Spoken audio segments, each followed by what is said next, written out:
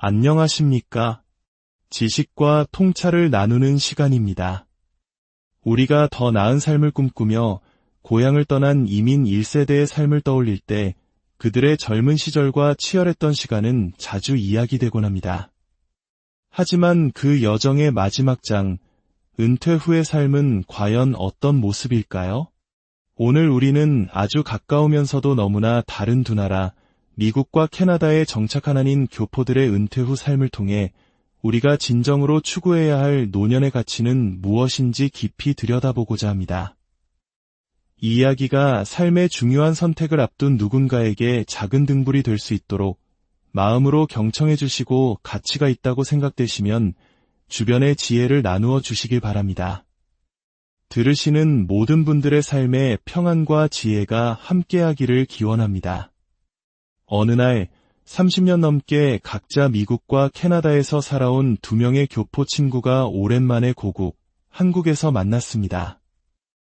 은퇴를 앞두고 잠시 한국에 머물며 인생의 다음 단계를 고민하던 중이었습니다. 서로의 살아온 이야기를 나누다 한 친구가 무심코 말했습니다.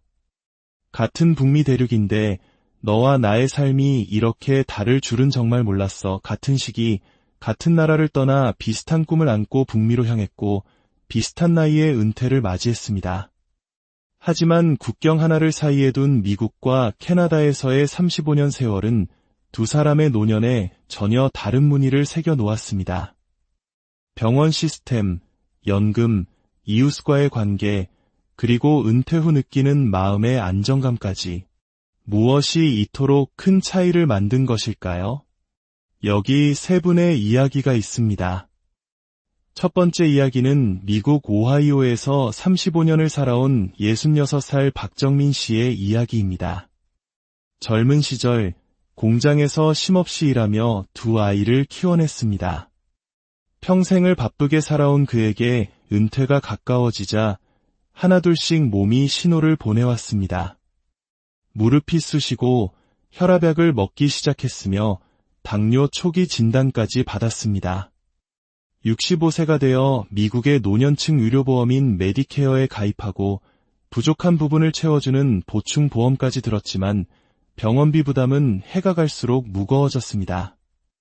약값은 매년 올랐고 메디케어에서 보장해주지 않는 항목들은 점점 늘어났습니다. 박정민 씨는 이렇게 말합니다.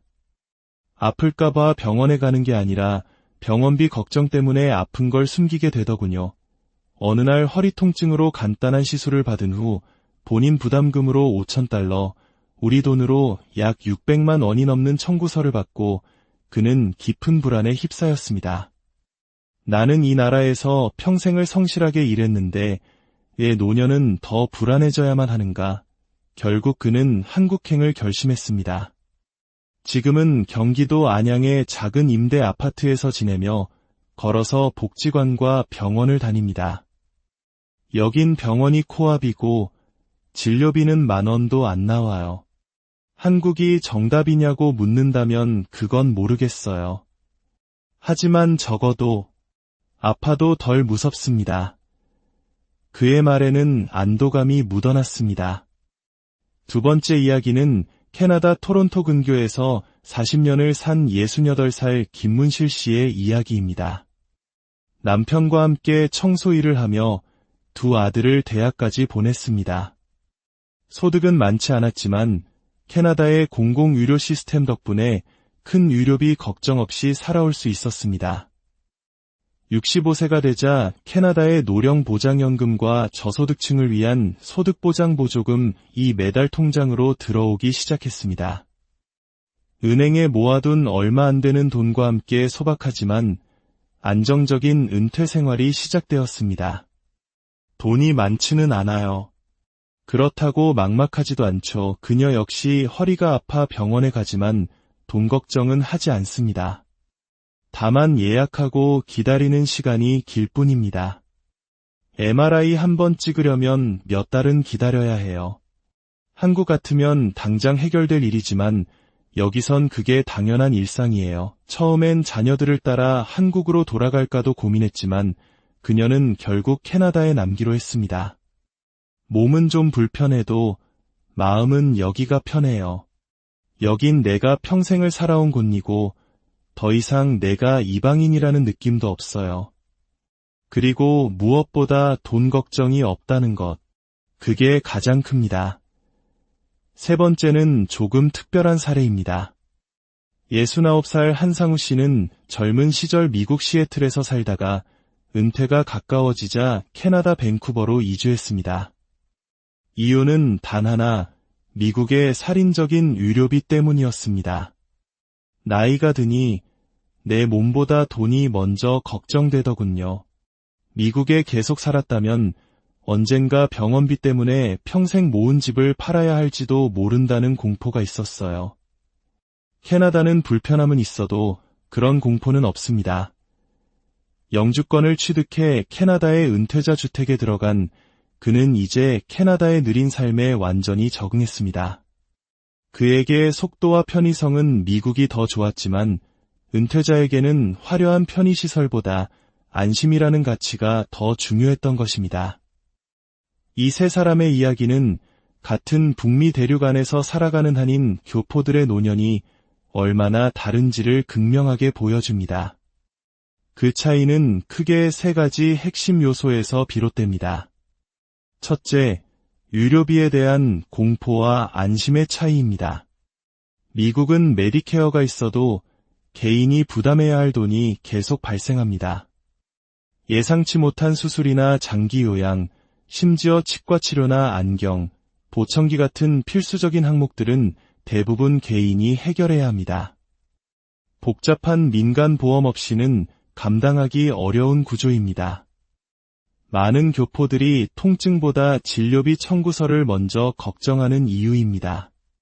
반면 캐나다는 진료비와 입원비가 전액 공공보험으로 처리됩니다. 진료를 받기까지 기다리는 시간은 길지만 적어도 돈이 없어서 병원에 가지 못하는 일은 거의 없습니다. 아파도 괜찮다는 심리적 안정감, 이것이 고령층에게는 무엇과도 바꿀 수 없는 복지입니다. 둘째, 사회적 고립과 연결의 차이입니다. 미국은 넓은 땅만큼이나 사람 사이의 거리도 멉니다. 은퇴 후 교외에 거주하는 경우가 많은데 차가 없으면 병원이나 마트에 가는 것조차 힘들어집니다. 이웃과의 교류도 적어 고립되기 쉬운 환경입니다. 한인 교회를 중심으로 한 커뮤니티가 중요한 역할을 하지만 그것이 없다면 외로움에 직면하기 쉽습니다. 이에 비해 캐나다는 다문화주의를 기반으로 이민자를 위한 사회적 장치가 더 촘촘합니다.